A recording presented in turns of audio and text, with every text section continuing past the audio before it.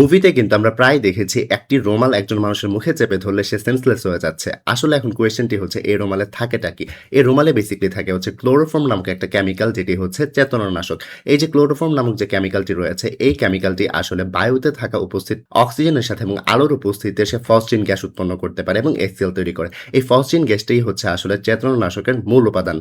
অর্থাৎ ক্লোরোফর্ম নিজে হচ্ছে চেতনানাশক না, বাট তার থেকে উৎপন্ন ফসফিন গ্যাসটা হচ্ছে চেতনানাশক। তো এই যে ক্লোরোফর্ম যাতে হচ্ছে ফসফিন গ্যাসে রূপান্তর না হয় তার জন্য ক্লোরোফর্ম নামক কেমিক্যালটিকে হচ্ছে ল্যাবে অস্বচ্ছ বাদামি বর্ণের একটা কাঁচের বোতলে সংরক্ষণ করা হয়, যার মধ্য দিয়ে আসলে আলো পাস করতে পারে না। আর আলো পাস না হলে সেখানে ফসফিন গ্যাসটা উৎপন্ন হয় না।